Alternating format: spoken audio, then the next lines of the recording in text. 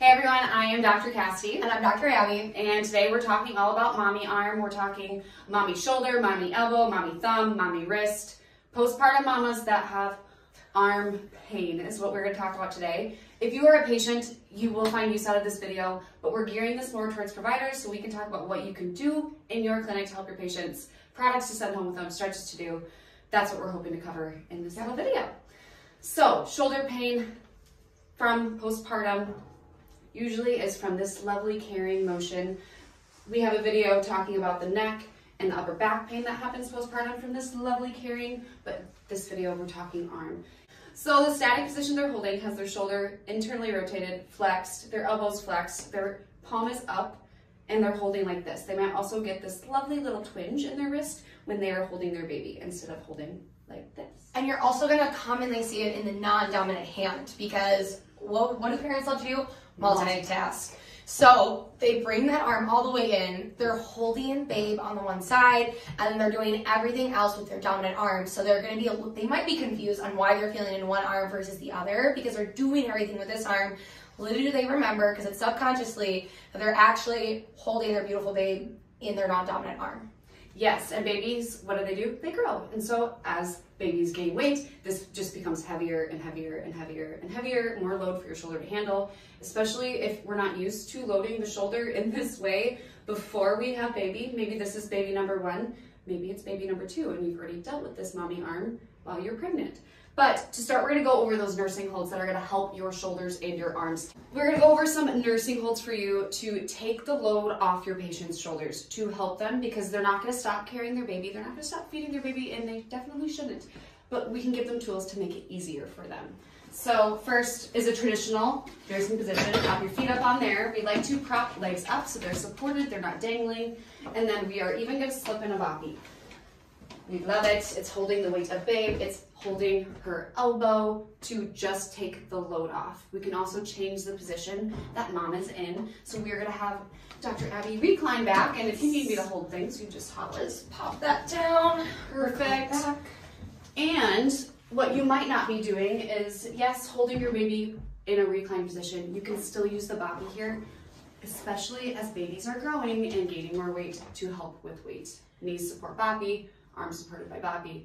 Baby, you got it. You can also transition into a tummy time. So specific for babes, if they were here, you can just do traditional tummy time, but then you could also nurse in this position too. So coming down closer to the boob, a little bit lower down on both sides here.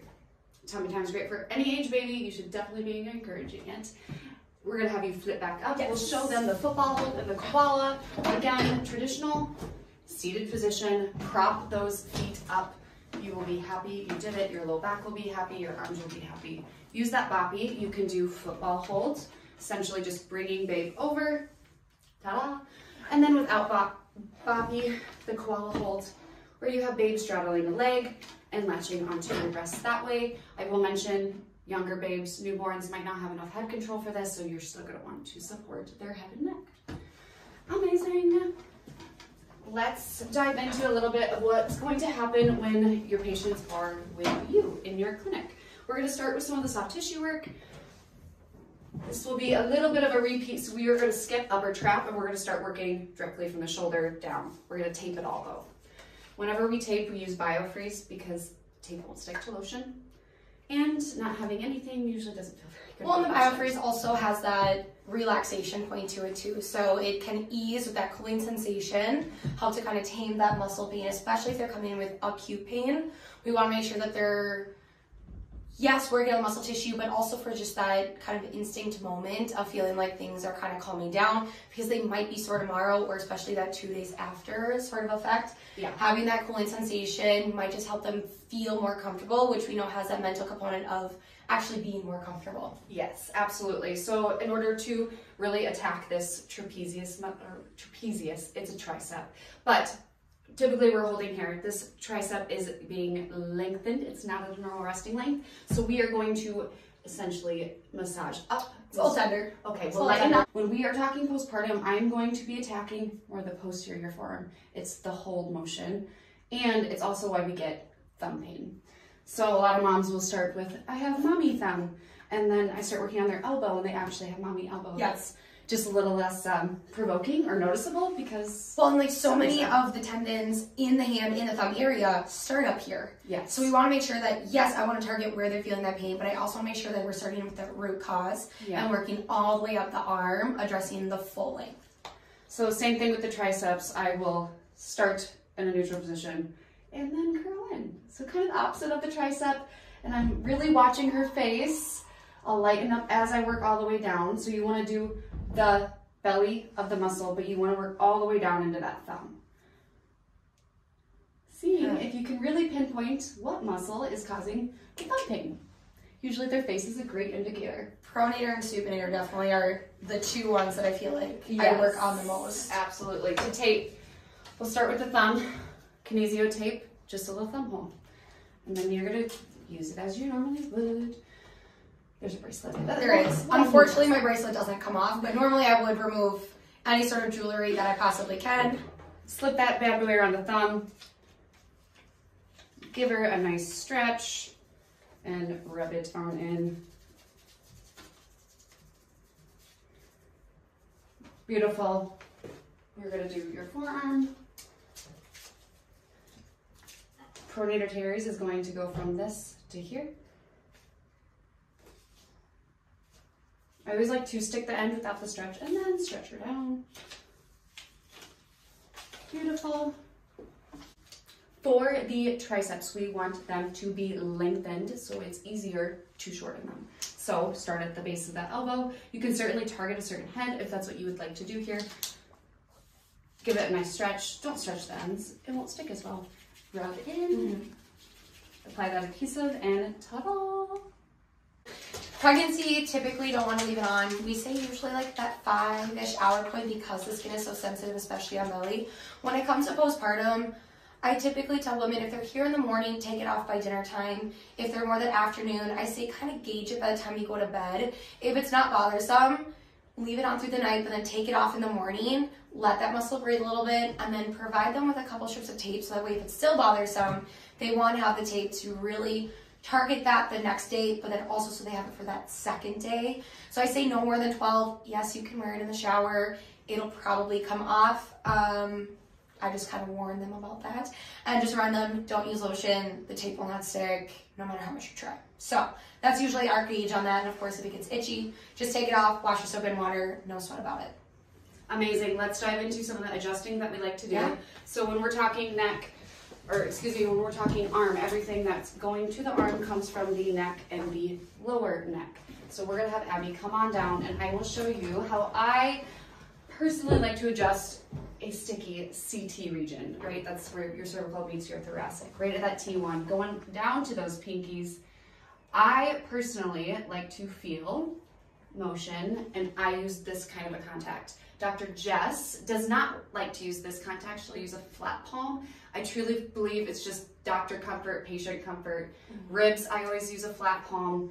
My fingers are very long, so it's not uncomfortable for me to hold a fist. I think it depends also on like where kind of like you're going from. Like once I get more to that ribs, I go a little bit lower. I can change my contact. For that upper stuff, especially because it's so tender, you kind of just have to gauge it, like you said, on like that point tenderness. Absolutely. Be mindful of your patient's breast tissue. I bend this knee just to make it easier for her to roll, so then I can be feeling for ribs back here, but I'm going to do CT. You're going to tissue drag up the spine, and then your patient will take a breath in and out. Good. And beautiful. Come on up. I'm just going to remove the board because it's not super comfortable to lay on. And back down you go. Am I back? Yes, please. Beautiful. So that was just covering that CT region. I will show you another way to stretch pecs. We talked about active release this way. We talked about pec this way. There's another passive way I really like to do it to really assess full motion. I'm going to let this shoulder be nice and loose. I am then going to press her humerus into her joint, essentially, and work her arm up. Good breath. Yeah, this is all passive motion, but it is a little spicy. Well, I feel like I have to remind patients to breathe because it can be so tender that they'll start to tense up a little bit. And so reminding them, like, as you exhale, I'm going to move through it, and then we'll inhale, come back together, and then exhale, let's both move through it to get that sense of relaxation to really open up the space. Beautiful. So compress and then work the full arc. I usually start a little bit below 90. And you can put your knee into it, which is really nice. I'm essentially moving her elbow is with my knee. Beautiful. Another shoulder adjustment. This is going to help create mobility. Everything's getting carried forward. We want to help press it back. So I like to use the drop here, going with typical tension. Perfect. I'm going to have Dr. Abby's hand by her ear, her elbows up. Now I'm going to put this hand behind, kind of moving that shoulder blade behind and out, dragging behind that shoulder joint, using my elbow to pin her shoulder, and the drop wasn't quite right, so I'm going to set up again. But here we are. My hand is behind her shoulder blade. I'm going to distract out and then thrust down with the drop piece. Beautiful. Other shoulder adjustments. Again, using the drop, it's going to make it more comfortable. You can assess external rotation and internal rotation. Very typically, you're going to notice internal rotation is a little stickier. Again, after that, find your humerus and thrust down. If the restriction with external, you do the same thing. Same place, thrust down.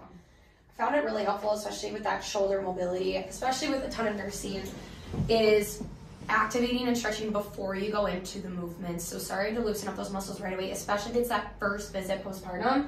Those muscles aren't used to being lengthened, to being open. It can be a lot of the body. So if all of a sudden you're lengthening and stretching and strengthening before you go into that movement, you tend to get a little bit more extra movement in there, and it also can be more comfortable for the patient because those muscles had time to let themselves go. So if it's really sticky, it's really acute, something worth trying is doing all of that muscle work before getting into the actual adjustment. Absolutely. We're going to grab our Thule board in case you need to be adjusting carpals, our lovely little wrist bones. I typically need to do this a little bit more with carpal tunnel than typical on the arm. But essentially, I have a diamond. My thumb is in the middle of that said diamond. So I am trying to use that diamond to gain space, motioning across all the carpals. What is and is not moving. I'm going to use the diamond, right? Diamond is how you push that carpal through. You don't want your fingers to be blocking your adjustment. Good. Get the patient nice and relaxed. Thank you. Good.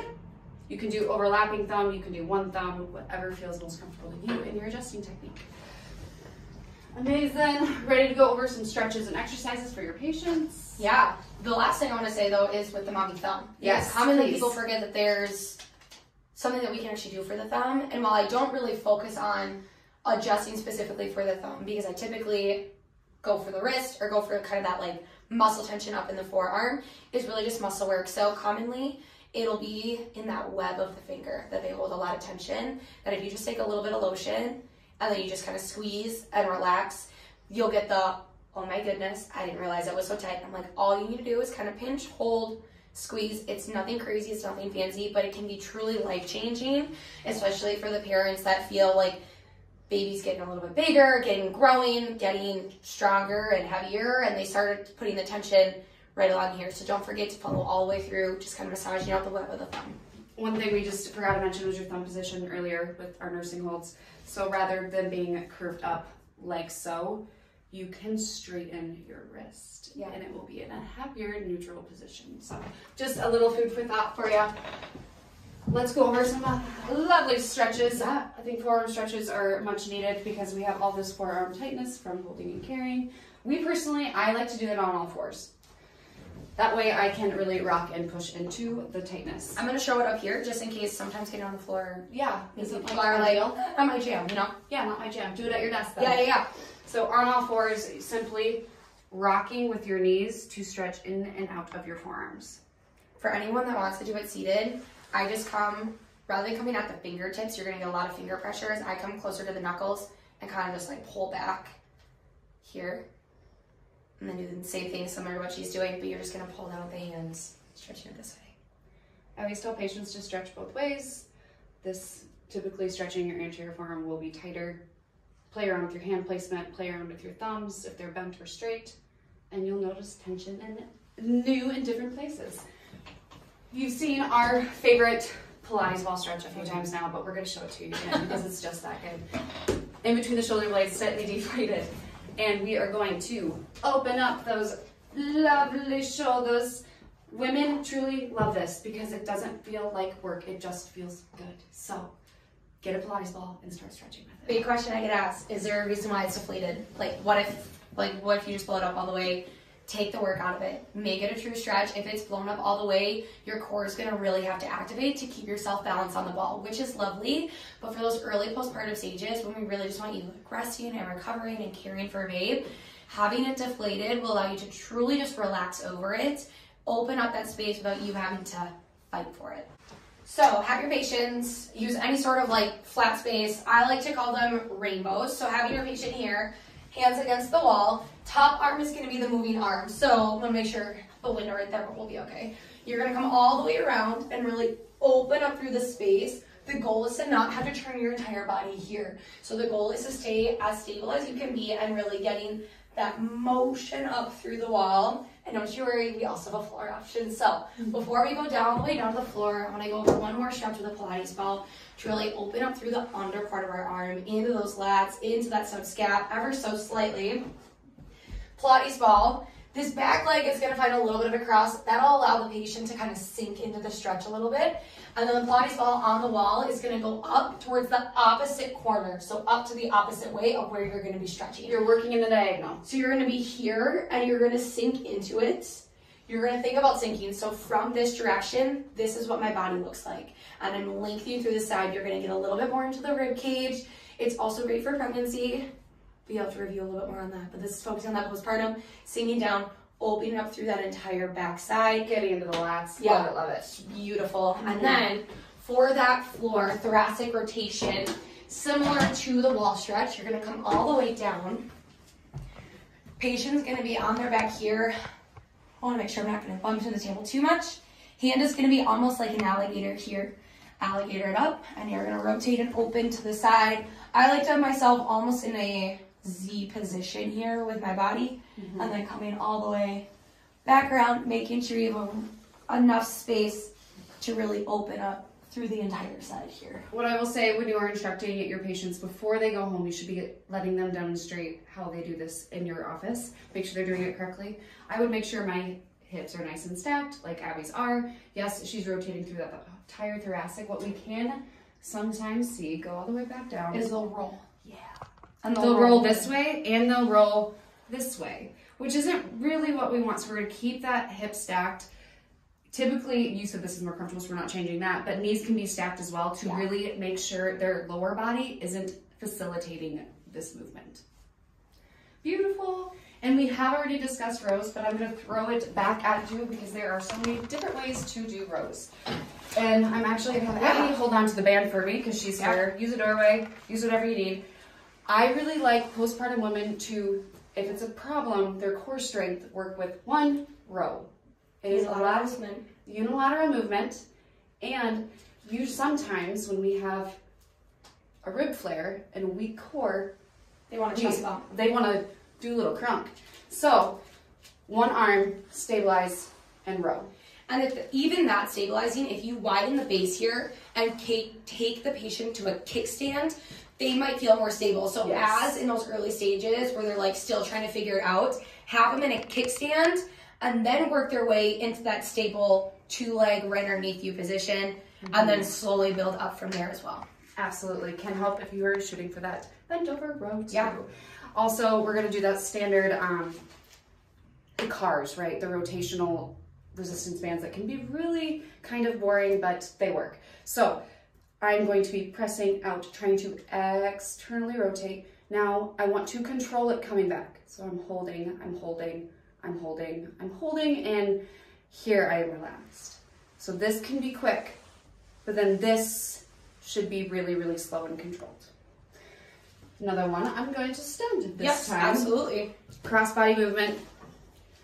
Here, gotta get the tension right. And it's okay if you have to play with it, right? Help you out. Thank you. You're welcome, I got you. Both arms, we are going to go diagonal. My women who are trying to get back golfing love this one because we are also working the core, we're working the shoulders, we're working stability. And it's that And slow rotation. down. Yeah, it's the up is great. The up is easy, right? That's easy. But I want the control all the way down. I even challenge women, hold it there for like 3 seconds. Challenge your body to hold it there and then slow down, or otherwise you're gonna get almost that momentum, that whipping motion. Yes, absolutely. You can do the same thing, but do it from here. But you have to have something to anchor to pull down. So rows can kind of be easier for that motion.